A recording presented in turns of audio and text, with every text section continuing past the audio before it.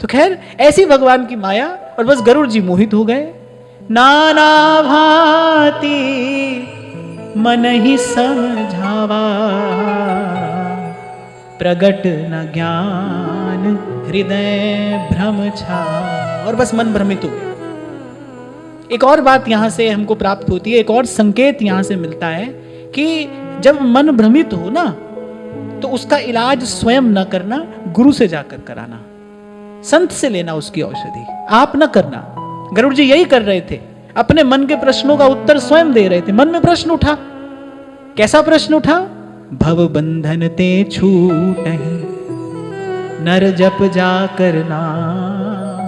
उसका नाम जपने से जीव भव बंधन से मुक्त होता है।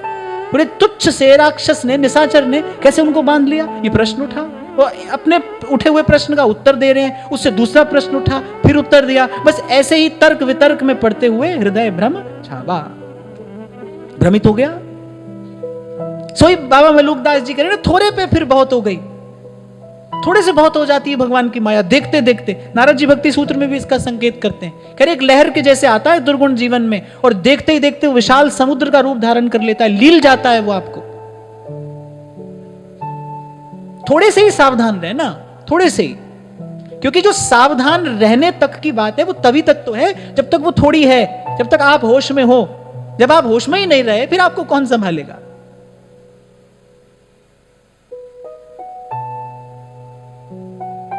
खेद खिन्न मन तरक बढ़ाई, यानी मन खिन्न हो गया।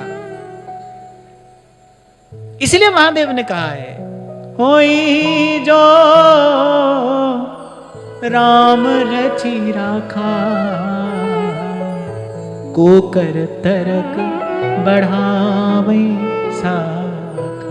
किसी से तो तर्क वितर्क नहीं करना चाहिए, किसी दूसरे से तो वाद विवाद नहीं करना चाहिए, मन ही मन स्वयं भी ये कार्य नहीं करना चाहिए। व्यक्ति मन ही मन भी तो तर्क वितर्क करता रहता है, भीतर ही भीतर भी तो वाद विवाद में पड़ा रहता है। क्यों आवश्यकता है संत की, क्यों आवश्यकता है गुरु की, क्यों आवश्यकता है संप्रदाय की, क्यों आवश्यकता है आचार्य की शरणागति की? क्योंकि भाई अनेक अनेक मार्ग हैं, हमारे पास इतना विवेक नहीं है, हमारी बुद्धि में इतना प्रकाश नहीं है कि हम अपने लिए जो मार्ग उचित है उसका चयन कर सकें। ये ठीक है या वो ठीक है, वो ठीक है या वो ठीक है, 2 कदम इस मार्ग पर चले फिर लौट आए, फिर किसी पर चले फिर लौट आए, और ऐसे करते करते जीवन गंवा दिया। ये तो बहुत बड़ी हानि है।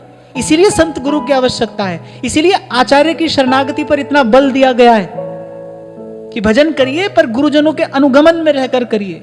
श्री गुरु चरण सरोज रज निज मन मुकुर सुधार। कहीं ना कहीं तो भाई, कहीं ना कहीं तो समर्पण करके ही इस यात्रा का आरंभ होगा।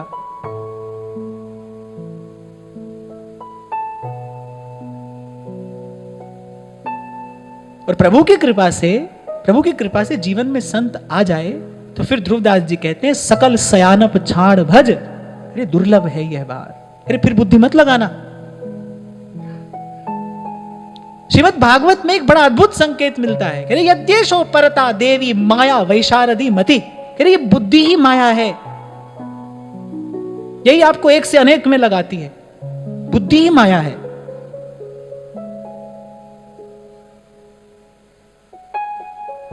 माया कहां शोभा देती है?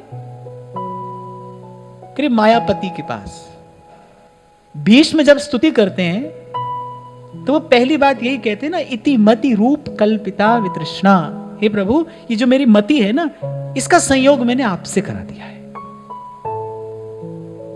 तब तो ये शोभा पाएगी, नहीं तो पतन का कारण बनेगी, नहीं तो उत्पात का कारण बनेगी। और यन माया गहनया अपहृतात्म बोधा, क्या करती है माया? आत्मबोध का हरण कर लेती है। कुछ ठिकाना ही नहीं है जीव को, मैं कौन हूं, कहां से आया हूं, क्या कर रहा हूं, कहां जाना है, कुछ खबर नहीं है उसको, बेहोश अचेत।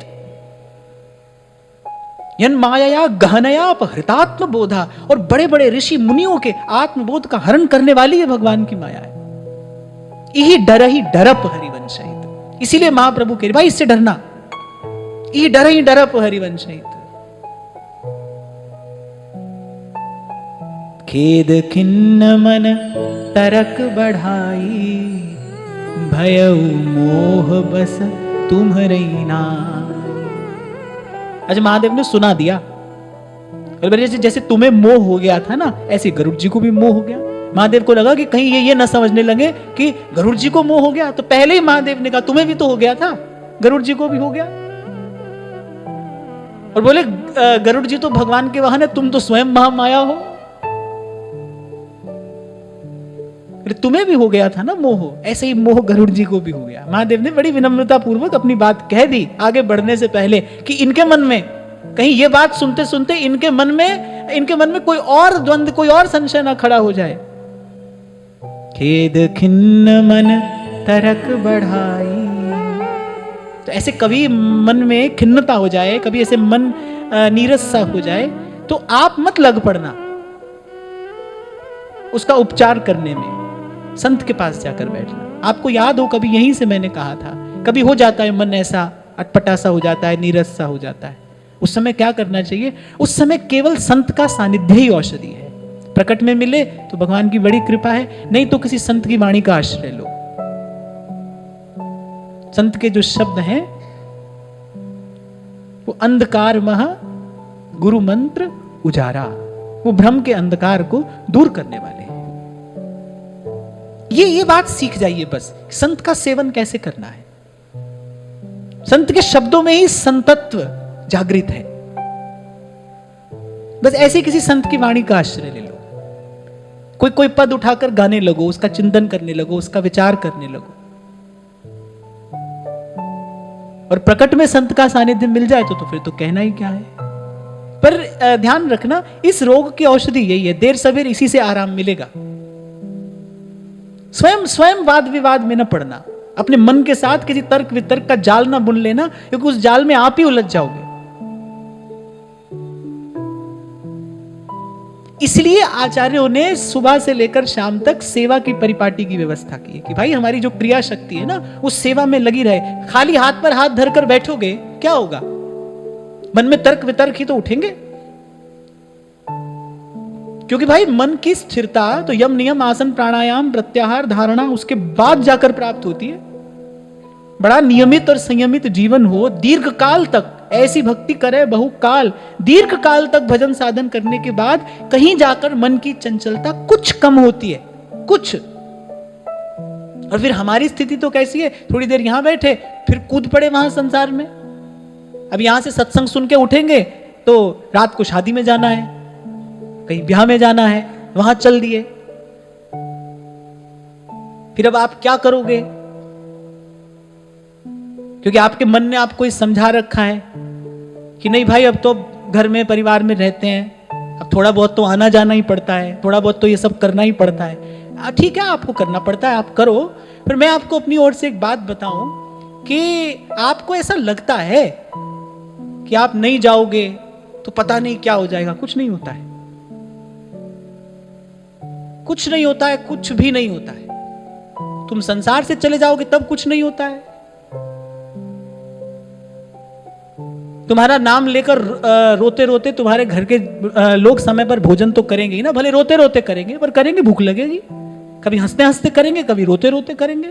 तो तुम यहां से चले जाओ तो कुछ नहीं होता है, तो कहीं आओ कहीं नहीं जाओ। आपने अपने मन को समझा रखा है भाई ऐसा करना पड़ता है तो करो, फिर कुछ करना नहीं पड़ता है। एक बात और कान खोलकर सुन लेना, जिस दिन छोड़ना पड़ेगा आपको ही छोड़ना पड़ेगा। इसीलिए आरंभ में मैंने कहा थोड़ा नाम जप करो, सतत सत्संग का सेवन करो, सच्चर्चा का श्रवण करो। उससे क्या होगा? उससे आपका आत्मबल बढ़ेगा। ठोकर मारकर चल देती है ना मीरा, महलों में पली बन के जोगन चली, मीरा रानी दीवानी कहाने लगी, वो तो गली गली हरि गुण गाने लगी, ऐसी लागी लगन मीरा हो गई मगन। गाओ गाओ।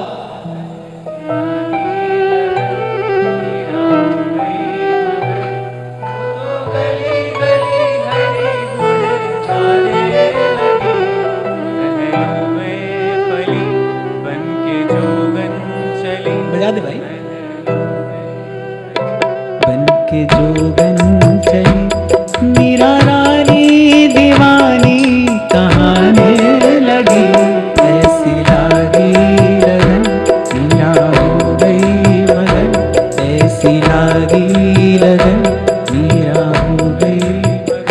आप कहते हो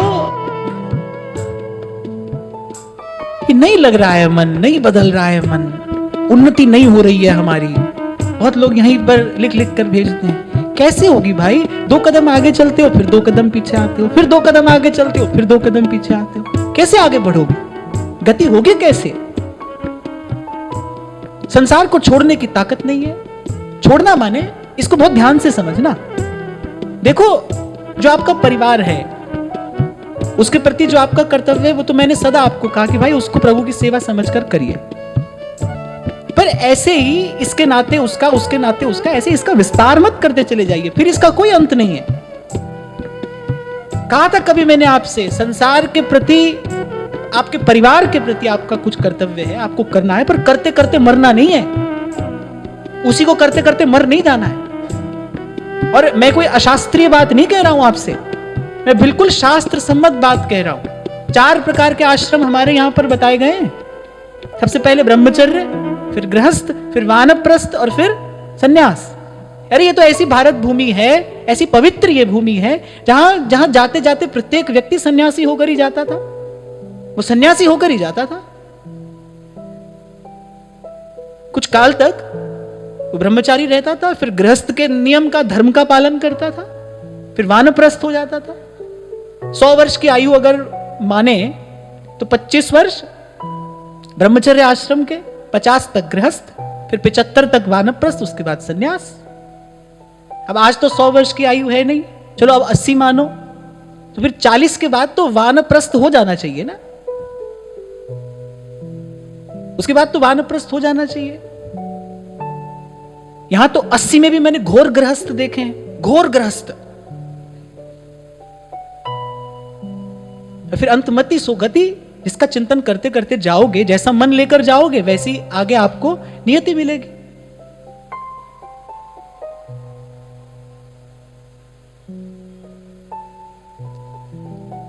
सार की बात यह भाई, आपने पकड़ा है, आपको ही छोड़ना है। देखो अब कब छोड़ना है।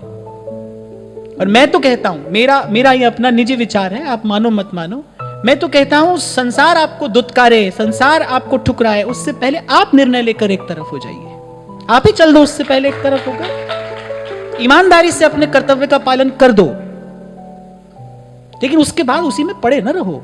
परिणाम की आशा अपेक्षा लेकर वहां पड़े न रहो। आपके हिस्से जितना काम आया आपने कर दिया, आप उसके बाद चलिए।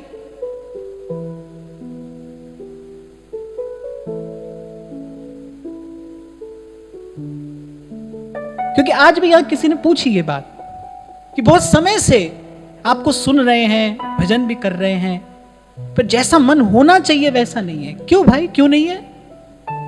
क्यों नहीं है? क्योंकि हम जो आपको औषधि दे रहे हैं वो तो अमोघ है, वो तो निष्फल जाती ही नहीं है। कहीं ना कहीं आपसे कुपथ्य हो रहा है। औषधि तो आप ले रहे हैं, लेकिन साथ साथ कहीं ना कहीं आपसे कुपथ्य भी हो रहा है। और कुपथ्य क्या है? जो मैंने आपको बताया भाई, 2 कदम आगे चले, फिर पीछे चल दिए, फिर यहां चल दिए, फिर वहां चल दिए। आगे बढ़ोगे कैसे? रेखा आपको खींचनी पड़ेगी, आपको लगानी पड़ेगी एक रेखा कि नहीं भाई, इससे आगे नहीं जाएंगे।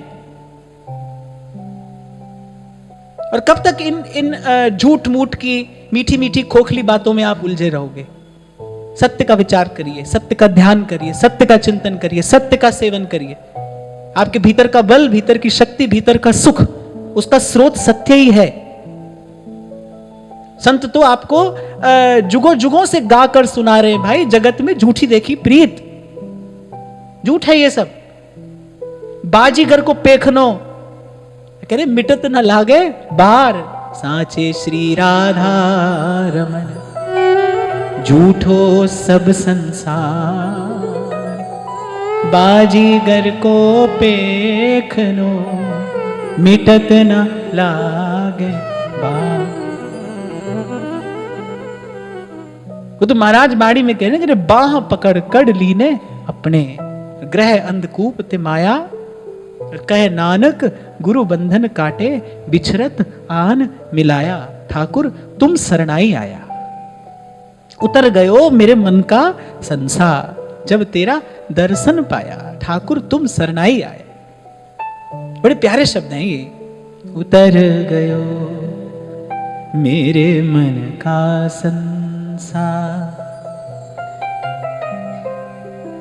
जब तेरा दर्शन पाया ठाकुर तुम शरणाई आया, तुम शरणाई। अनबोलत मेरी बिरथा जानी, अनबोलत मेरी बिरथा जानी। अपना नाम जपाया, अपना नाम जपाया। कह नानक गुरु बंधन काटे, कह नानक गुरु बंधन काटे।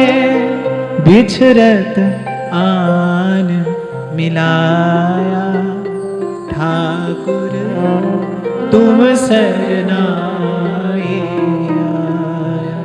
उतर गयो मेरे मन का संसार, जब तेरा दर्शन पाया। लगन लगेगी तो मन मगन होगा भाई। वहां जाना है जहां यहां का भला बुरा आपको स्पर्श ना करे, आपको छुए नहीं, आपको प्रभावित ना करे।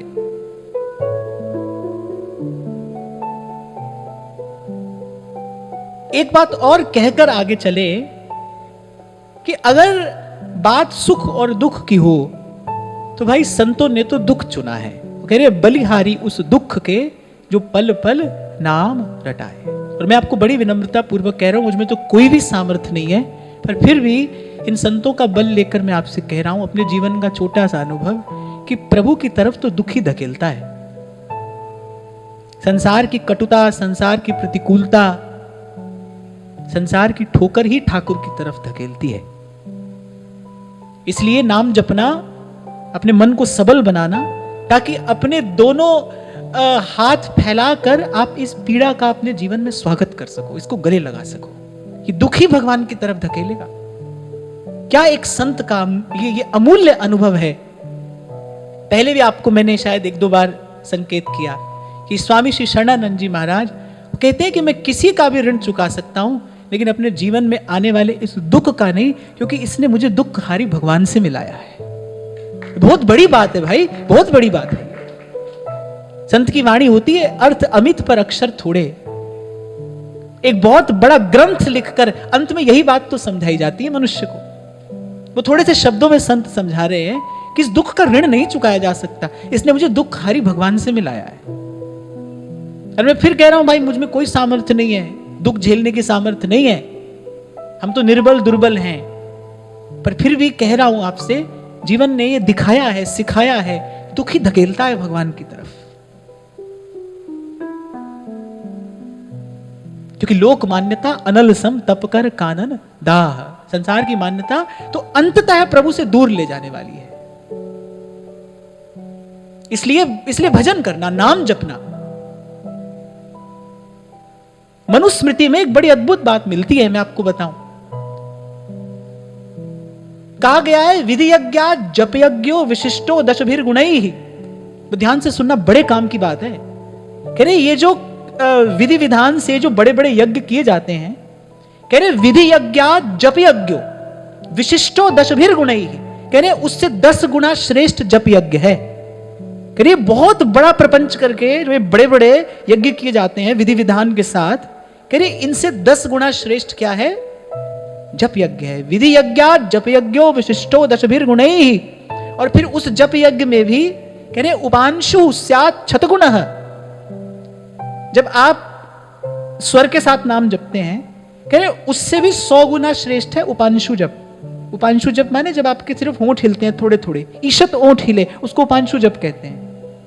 कह रहे उपांशु स्यात् शतगुणः।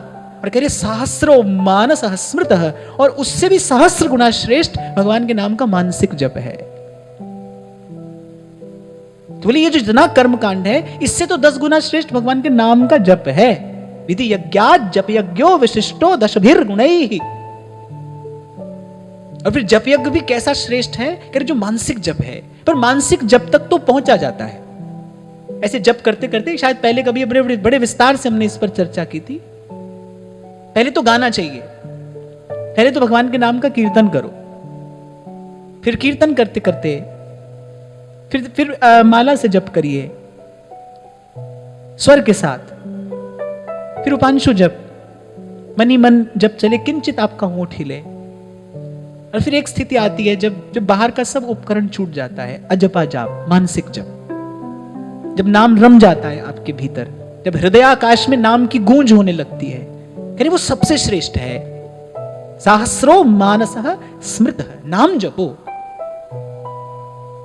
दृढ़ता से भगवान के नाम को पकड़ो, सारा बल, सारी शक्ति, ओज, तेज, उत्साह, धैर्य सब भगवान के नाम से प्राप्त होगा। कल सोई आपको कह रहा था, बड़ी देर के बाद समझ में आई भाई बात, संतों से सुन तो रहे थे बचपन से ही कि हरि की कथा ही कथा है, बाकी सब व्यथा है। ऐसी भगवान का नाम सार है भाई, सार भजन हरिवंश को, आपको बल मिलेगा, शक्ति मिलेगी। ऐसे दूर हटाना पड़ता है संसार को कभी कभी, ऐसे लपक लपक कर लिपटती है भगवान की माया, कभी यहां से कभी वहां से। कहा ना मीरा ने कि बरजी में काऊ की नहीं रहूं, चारों ओर से सब रोकने वाले हैं, सब रोकने वाले हैं। सास कह रही है, अरे इतने श्रेष्ठ राजकुल में आई है, तेरे भाग्य में तो विधाता ने राज लिखा है, अरे राज करे वाना करने दीजो, तो मैं संतानी दास, मैं तो संतों की दास हूं। गोविंद जी का भजन हमारा जीवन है और पिया मिलन की आस, यही हमारा जीवन है। निर्बल दुर्बल रहने से काम नहीं चलेगा भाई। भक्ति करे कोई, जोर से बोलो, सूरमा जात बरन कुल खोए। इस मार्ग पर चलने के लिए कोई शूरवीर चाहिए। कल्याण पुजारी जी अपनी वाणी में कह रहे हैं, कह रहे जो पीछे न हटे न हटे न हटे न हटे, ले लील भले यह धार मुझे, पर लौटना नहीं स्वीकार मुझे। श्रेष्ठ कार्य में विघ्न आते ही हैं, भीतर से भी आते हैं, बाहर से भी आते हैं। उन विघ्नों से लड़ने के लिए आपको शक्ति की आवश्यकता पड़ेगी, आपको बल की आवश्यकता पड़ेगी। ऐसे इसीलिए मैंने कहा भीतर से ऐसे निर्बल दुर्बल होने से काम नहीं चलेगा। नाम जपिए, शक्ति का संचय करिए। कैसे एक छलांग में कूद जाते हैं पवन पुत्र, 100 योजन का समुद्र लांग जाते हैं।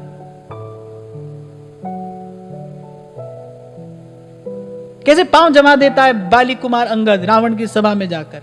आप देखो भगवान के जन की, भगवान के दास की कैसी शक्ति है। चारों जुग प्रताप तुम्हारा, है प्रसिद्ध जगत उजियारा। आप भी पार जाते हैं और साधु संत के तुम रखवारे, असुर निकंदन राम दुलारे। सब सुख लहे तुम्हारी सरना, तुम रक्षक काहू को डरना।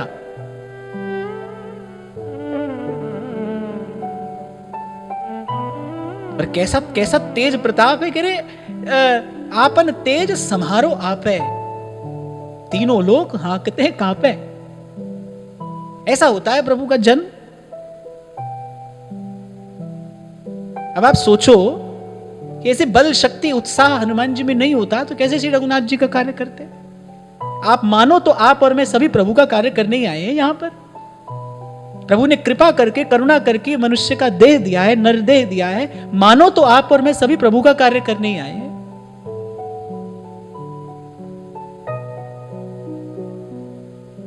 और एक और भेद की बात आपसे कहता चलूं कि संसार में आप जितना स्वयं को लगाते चले जाओगे, आप उतना भीतर से दुर्बल निस्तेज होते चले जाओगे। वहां शक्ति का ह्रास होता है, यहां सेवा में लगते लगते शक्ति का विकास होता है। बढ़ती चली जाएगी आपकी शक्ति, आपकी सामर्थ्य।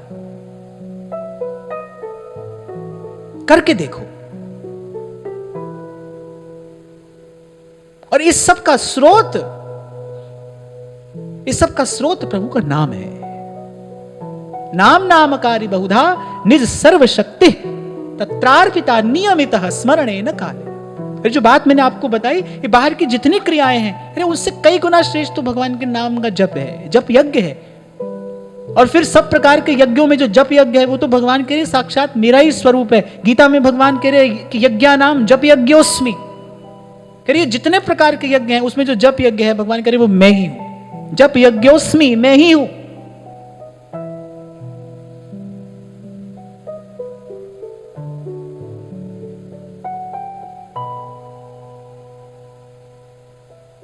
तो फिर से एक बार प्रसंग में वापस चले कि बहुत समझाया गरुड़ जी ने अपने मन को, पर मन माना नहीं, तो मन का रोग बढ़ता ही चला गया। फिर गरुड़ जी ने विचारा भाई ये तो अपनी औषधि से काम नहीं चल रहा है, तो किसी वैद्य के पास जाना चाहिए। व्याकुल गया देव ऋषि पाही, कहे सी जो संशय निज मन मान। वैद्य के पास गए, और वैद्य कौन है? कह रहे संत वैद्य है। मन के रोग का वैद्य तो संत है, वो मन का रोग दूर करेगा।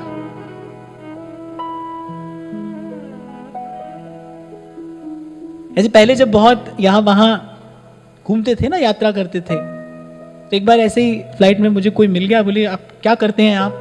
अभी बड़ा कठिन सवाल है हमारे लिए, क्या बताएं क्या करते हैं, करते तो कुछ है नहीं, क्या बताएं क्या करते हैं। मैं पूछा क्या करते हैं आप? तो मैंने कहा डॉक्टर हैं। फिर बोले अच्छा किसके डॉक्टर हैं? मैंने कहा मन के डॉक्टर हैं, मन का इलाज करते हैं। क्योंकि मन के हारे हार है और मन के जीते जीत। मन सबल हो जाए, मन सशक्त हो, बाहर की किसी भी प्रतिकूलता को झेल जाएगा, लड़ जाएगा, पार कर जाएगा। मन सशक्त हो, मन को भगवत आधार न छूटे।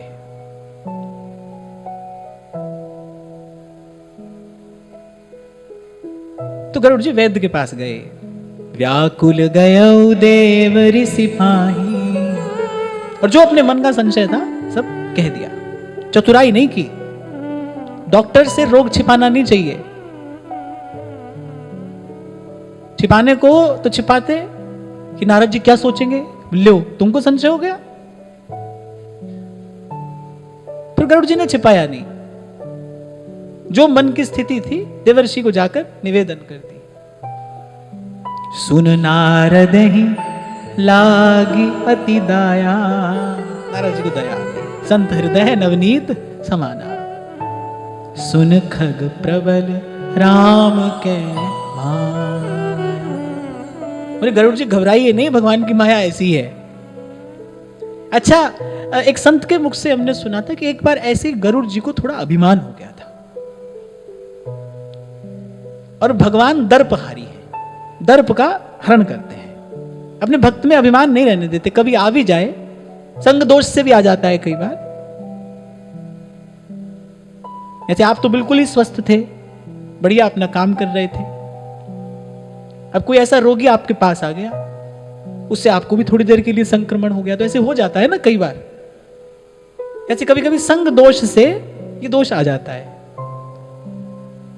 तो ठाकुर जी ने कहा लाओ गरुड़ जी का अभिमान भी दूर कर देते हैं, इसी बहाने थोड़ा कथा का भी विस्तार हो जाएगा, और थोड़ी लीला करेंगे तो आने वाले भक्तों को लीला रस का आस्वादन करने को भी मिलेगा। तो नारद जी को थोड़ी दया आ गई। सुन नारद ही लागी अति दया, सुन खग प्रबल राम के माया। जो ज्ञानी न कर चित अपहरहि, बड़े बड़े ज्ञानियों का चित्त हर लेती है। बरियाई विमोह मन कर, और कह रहे बरियाई, बरियाई माने जबरदस्ती, कह रहे अपने बल से उनके मन में बड़ा भारी मोह उत्पन्न कर देती है। ऐसी भगवान की माया है। जैसे मान लो कोई जबरदस्ती घुस जाए किसी के घर में, उसको बोले भाई ये तो हमारा है, ऐसे भगवान की माया बड़े बड़े ज्ञानियों के चित्त में बड़ा भारी मोह उत्पन्न कर देती है। अच्छा, फिर देखो नारद जी कैसे हैं। जैसे महादेव ने माता भवानी से कहा ना कि तुमको भी हो गया था मोह, भूल मत जाना, और कथा में ही महादेव ने संकेत दिया, बोले हमको भी हो गया था। अब यहां नारद जी कह रहे हैं, जय ही बहुबार नचावा मोही। नारद जी कह रहे हैं, और हमको तो भगवान की माया ने बहुत बार ही नचाया है। देखो कितनी अच्छी, कितनी मीठी, कितनी प्यारी बात है। भगवान का भक्त कितना निर्मल निष्कलुष होता है, सीधी सच्ची बात कहने वाला,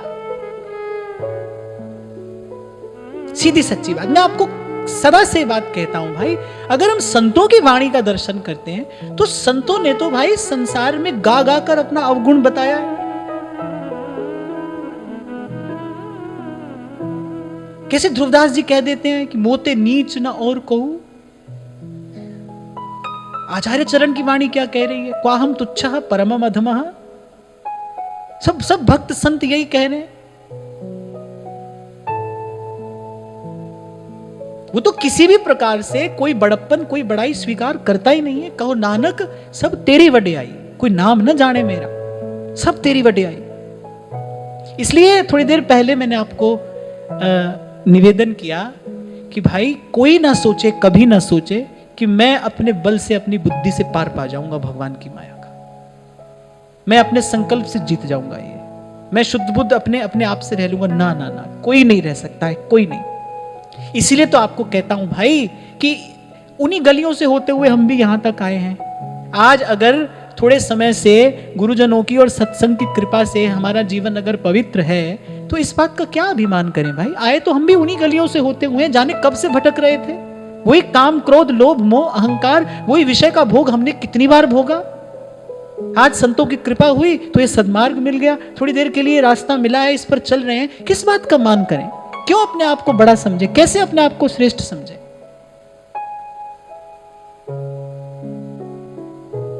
आपसे कैसे चरण स्पर्श कराऊं मैं?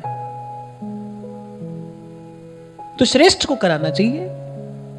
और मैं केवल कहने के लिए नहीं कहता हूं भाई, मैं आपसा ही हूं, मैं भी आपके साथ ही चलते चलते आ रहा हूं। बस गुरुजनों की कृपा है, हाँ इतना अवश्य है। संतों की कृपा है, गुरुजनों की कृपा है, सीधा सच्चा रास्ता मिल गया है। प्रयास कर रहे हैं कि भाई सीधे सच्चे रास्ते पर सीधे सच्चे होकर चलते रहे। पर मान नहीं भाई किसी भी बात का। कहो नानक सब तेरी वड्याई। जब तक प्रभु चला रहे हैं तब तक चल रहे हैं, जब तक चलाएंगे तब तक चलेंगे। मोह में ना ही बल कछु, अपना कोई बल नहीं है भाई, कभी गिनना नहीं। अपनी ओर जैसी दृष्टि जाएगी ये हाथ से छूट जाएंगे, ये रास्ता छूट जाएगा। चार बात पढ़कर और व्यक्ति दूसरे को प्रवचन उपदेश देने लगता है, क्या है? कहीं ना कहीं श्रेष्ठता का भाव ही तो है ना भाई, ना कुछ नहीं है।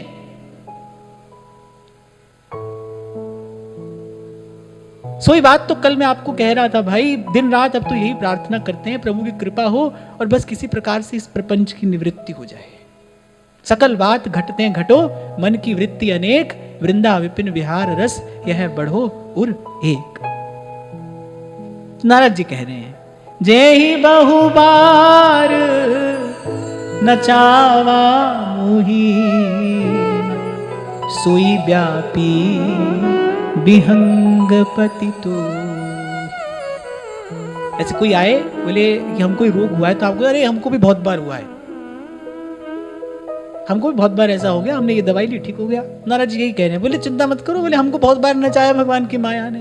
बोले जिस भगवान की माया ने हमको नचाया, बोले अब की बार वो आपको व्याप्त हो गया, आपको लग गई है। सोई व्यापी विहंग पति तो,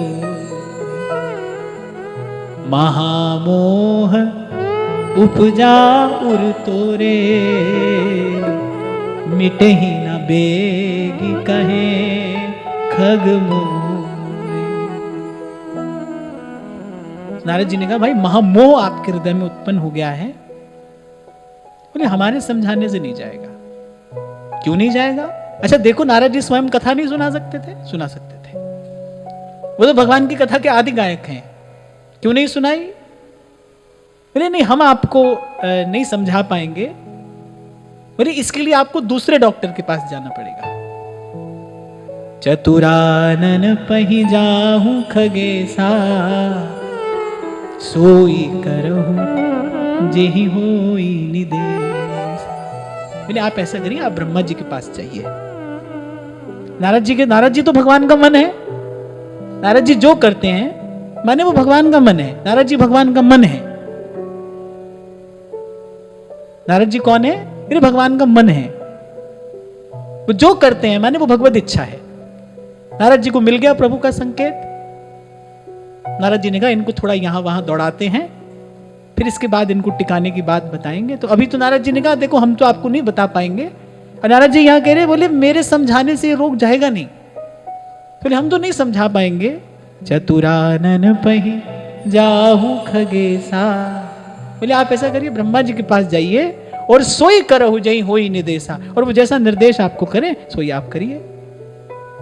अस कहीं चले देव ऋषि करत राम गुणगान। हरि माया बल बरनत पुनि पुनि परम सुजान। पुनि पुनि परम सुजान। नारद जी तो आगे चल दिए। चलते चलते ये भी बता रहे हैं कि ध्यान रखना भगवान की माया बड़ी प्रबल है। अभी के अभी सीधे चले जाना ब्रह्मा जी के पास, घर मत जाना, क्योंकि रोग बढ़ते बढ़ते प्राण घातक हो जाता है। और फिर जैसा पितामह आपको निर्देश करें वैसा आप करना। तो तुलसी बाबा कह रहे हैं, बोले नारद जी आगे बढ़े क्या कहते हुए, श्रीमन नारायण नारायण श्रीमन नारायण नारायण नारायण भजमन नारायण नारायण श्रीमन नारायण नारायण नारायण। तो आज इस पावन पवित्र प्रसंग को यहीं पर विराम देते हुए आगे की चर्चा कल करेंगे। देखो भाई ये राम कहानी है ना। और आपसे मैं कह रहा था ना कि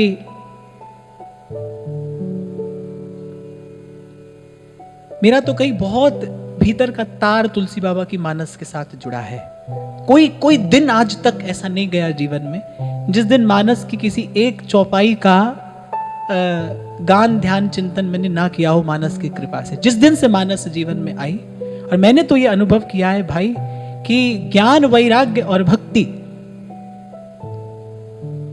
इन तीनों से संबंधित ऐसी कोई बात नहीं है, ऐसा कोई प्रश्न नहीं है, ऐसी कोई जिज्ञासा नहीं है जिसका समाधान तुलसी बाबा ने मानस में न कर दिया हो।